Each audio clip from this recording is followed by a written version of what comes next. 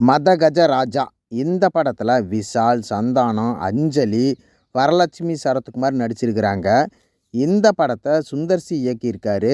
இந்த படத்தின் கதை இதுதாங்க. விஷால் அப்பா தன்னோட சொந்த ஊரில் எஸ்ஐயா இருப்பார். அஞ்சலி அப்பா ஒரு சின்ன தவறை பண்ணி கோர்ட்டுக்கு போய் பெயில் வாங்கி விஷால் அப்பா எஸ்ஐயா இருக்கிற ஸ்டேஷனில் 1 மாதம் கையெழுத்து போட வருவார். அப்போ தான் அஞ்சலி அப்பாவை ஒரு ரவுடி கும்பல் கொலை செய்ய துரத்துவாங்க. அஞ்சலி அப்பாவை காப்பாற்ற விஷால் அப்பா விஷாலை அனுப்பி வைப்பார். அப்போ விஷாலுக்கும் அஞ்சலிக்கும் காதல் வந்துடும்.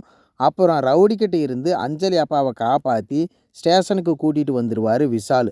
அஞ்சலியையும் அஞ்சலி அப்பாவையும் விஷால் அப்பா கிட்ட சொல்லி இவங்களை வெளியில் ரூம் எடுத்து தங்க வச்சா ரவுடியால் அவங்க உயிருக்கே ஆபத்து, அதனால் நம்ம வீட்டிலேயே தங்க வச்சுக்கலாம்னு சொல்லி தன்னோட வீட்டில் தங்க வச்சுக்குவார் விஷால். ஒரு நாள் விஷாலுக்கு ஸ்கூல் டீச்சர் கால் பண்ணி என் பொண்ணு கல்யாணத்துக்கு நீங்கள் வாங்க, நீங்கள் வர்றது மட்டும் இல்லாமல் உங்களோட ஃப்ரெண்டு எல்லாத்தையும் கூட்டிகிட்டு வாங்கன்னு சொல்ல சந்தானம், விஷால் அப்புறம் 2 நண்பர்கள் அவங்க ஃபேமிலியோட கல்யாணத்துக்கு கிளம்புவாங்க.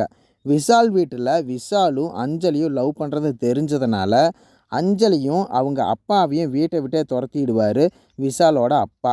கல்யாண வீட்டில் பொண்ணுக்கு விருப்பம் இல்லாத கல்யாணம் நடக்கிறத தெரிஞ்சுக்கிட்ட விஷால் அந்த கல்யாணத்தை நிறுத்தி அந்த கல்யாண பொண்ணுக்கு ஆசைப்பட்ட பையனோடு சேர்த்து வச்சுடுவார். அதே போல் சந்தானத்துக்கும் சந்தான மனைவிக்கும் டைவர்ஸ் ஆகிற விஷயத்தை தெரிஞ்சுக்கிட்டு அந்த பிரச்சனையும் தீர்த்து வைப்பார் விஷால். ஏன்னா விஷால் தன் சொந்த ஊரில் யாருக்கு பிரச்சனையினாலும் அதை உடனே தீர்த்து வைக்கிறது தான் முதல் வேலை.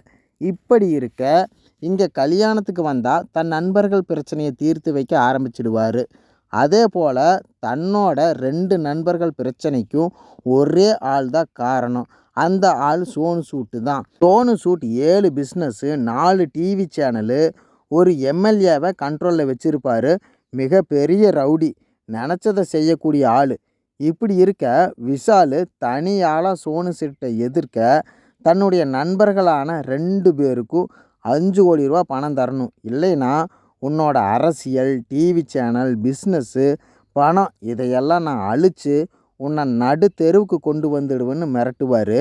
அதுவும் 7 நாளுக்குள்ளன்னு சொல்லி சோனு சூட்டை மிரட்டி விட்டுருவார். அதுக்கு சோனு சூட்டு நீ முடிஞ்சதை பண்ணு, அதே 7 நாளுக்குள்ளே இந்த ஊரை விட்டு உன்னை விரட்டுறேன் பாரு அப்படின்னு 2 பேரும் சவால் விடுவாங்க.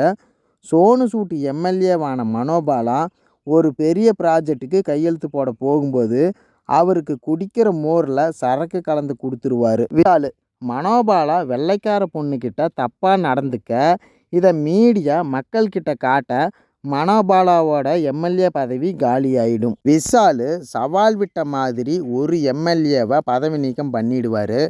இதனால் அந்த எம்எல்ஏவை சோனு சூட்டு கொலை செய்ய மொட்டை ராஜேந்திரனை அனுப்ப மொட்டை ராஜேந்திரனும் மனோபாலாவை கொலை பண்ணி அதை வீடியோ எடுத்து சோனு சூட்டுக்கிட்ட காட்டலான்னு இருக்கும்போது தான் விஷால் வீடியோ எடுத்து அந்த ஃபோனை எடுத்துகிட்டு போய் சோனு சூட்டு எம்எல்ஏவாக பதவி ஏற்கிற 2 மணி நேரத்துக்கு முன்னாடி டிவி சேனலில் டெலிகாஸ்ட் பண்ணிடுவார். இதனால் சோனு சூட்டுக்கு எம்எல்ஏ பதவியும் போயிடும். அரெஸ்ட் பண்ணுற நிலைமைக்கு போயிடுவார் சோனு சூட்டு. கைதானா போலீஸ் ரைடு வந்து தன்னோட பணத்தை எடுத்துக்குவாங்க. இதனால் இத்தனை நாள் சேர்த்து வச்ச பணம் எப்படி பாதுகாக்கிறதுன்னு யோசித்து டிவி சேனல் வண்டியிலேயே பணம், தங்க நகை இதெல்லாம் எடுத்துக்கிட்டு ஊர்வலமாக போக ஆரம்பிச்சிருவார். அதையும் கண்டுபிடிச்சு விஷால் போலீஸ்கிட்ட மாட்டி விட்டுடுவார். விஷால் சொன்ன மாதிரியே அந்த 7 நாளுக்குள்ளே சோனு சூட்டு கதையை முடித்து தன்னோட நண்பர்களோட பிரச்சனையும் தீர்த்து வச்சிடுவார். கடைசியில் அஞ்சலியா வரலட்சுமியான்னு சந்தானம் கேட்கும்போது ஒரு புது பிரச்சனை வந்தால் பழைய பிரச்சனை மறந்து போயிடுன்னு சொல்லி அந்த ஹாஸ்பிட்டல் டாக்டரான சதாவை லவ் பண்ண ஆரம்பிச்சிடுவார். இப்படி படம் ஆக்ஷன், காமெடி, லவ்வு, சாங்குன்னு ஒரே என்டர்டெயின்மெண்ட்டாக போகும். தியேட்டரில் போய் என்ஜாய் பண்ணி பாருங்கள். நன்றி.